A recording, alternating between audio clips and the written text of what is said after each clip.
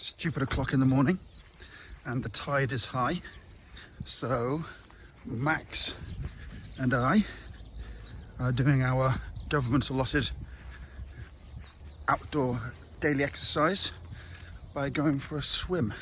It's freezing. Oh my god, I paddled in the water the other day and it was absolutely Baltic, absolutely beyond freezing. So very lucky that I live super close to the beach, so I'm going for a walk down to my private beach. It's actually not my private beach. What's you say? I begrudgingly allow other people to use it. It's a nice little, very quiet public beach called Jackson's Bay. And when the tide comes in, it comes in all the way. So we've got a nice walk down a hill. This is literally 5 to 6 minutes from my house. What are those rocks? Yeah, completely covered. Yeah. And so we're coming down for a walk. Let's have a look. So it's a bit more overcast today, but it's not cold. The water is going to be absolute ice, but that's fine. So coming down at the bottom of the hill here, there's a little lifeguard station, which is never manned. I think it's just where they dump like surfboards and canoes and stuff like that. There's a sailing club as well. Yeah, my friend's lifeguard surf. I mean, did. That's Yeah. Yeah, so I think that's like one of the little episodes. Yacht club again. There's the yacht club. And there's no yachts at the moment because I'm not sure why. Coronavirus affects yachts as well for some strange reason.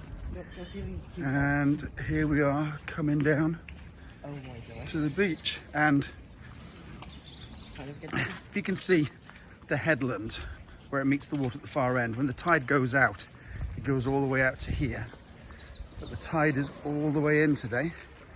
There's one guy gone for a swim there. Morning. But other than that, we've got the place to ourselves, and the tide's all the way to the cliff. And normally it's all the way out, or can be on low tide, all the way up to there. Interesting fact for people that care, Barry Island has got, well, this area has got the second highest tidal range in the world. Right, time for a little splash. I'll do a bit of filming in a second. Okay, so it is so cold this water. Max has been in, I've been in. Is it filming? Yes, filming. It is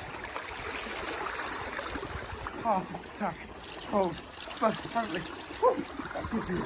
Been for our swim, and now it is time for breakfast. So we've got eggs, which I'm doing in my lovely cast iron frying pan. They've been just on a low heat with some butter, and we're just going to scramble these. Okay, so some nice scrambled eggs, and then that is going to go with some bacon. I love not being vegetarian. Bacon and eggs for breakfast. About the best way to start the day. A cup of coffee or a cup of tea for Max. Yeah.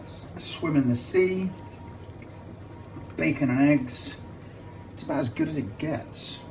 You really woke us up. Welcome to another Quarantine Cuisine. Today it's more about assembly than it is cooking. A very traditional pub lunch. If you went to a really good country pub in the UK, would be a ploughman's lunch. And a ploughman is traditionally a hunk of bread, a hunk of cheese, and then whatever you got knocking around the fridge to go with it. Come a bit closer and I'll show you what we got. So we've got some ham and some Polish sausage called kabanos.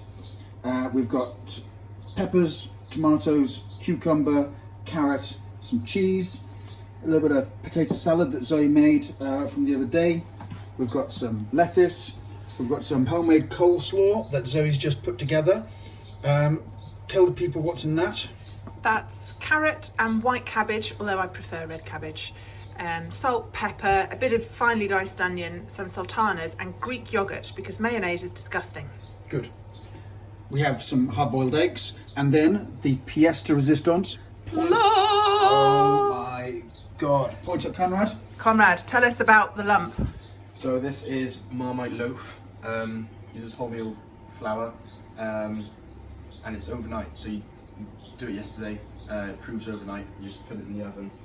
You're left with this. Okay. And you're a bit of a bread maker, aren't you? I do. Yeah, I am. So, first taste. Cut some. Get nice and close so we can hear it being cut through. Oh God. If it doesn't taste good, we can use it to beat intruders to death with. It's a good job you got serious grip strength. Yeah. Okay, good. That's it. Rip that last bit off. Okay. Oh yeah. Oh, let's have a look at the crumb. What do you think Paul Hollywood would say? Would he give you a handshake? I think that would be a handshake. I think that would be a handshake. Get some butter on Real this. butter, because we don't do margarine in this house. Have you ever read the ingredients list on margarine? Frightening. Just eat butter, people. Don't wait for Christmas. And then that's it, right at the edge. Yeah. How's that? That's really good. Is it How spe- Marmite-y is it? Because there's 2 It's not tablespoons. Marmite. No? May I? No. No, go on. Christ. It's good bread though, isn't it? It's kind of Marmite. Yeah. Right, well I think maybe we'll come back to this later when everyone's finished chewing. I will write up the recipe for the Marmite bread in the show notes down below. And if anyone fancies having a go, they can. It was a recipe that my mum sent to me. I think it was out of the Sunday Times supplement or something like that. But as you can tell from the total silence, it's really tasty. Yeah. The crust is like twiglets. Oh, twiglet bread. Twiglet bread. Right, I'm going to stop filming and eat some.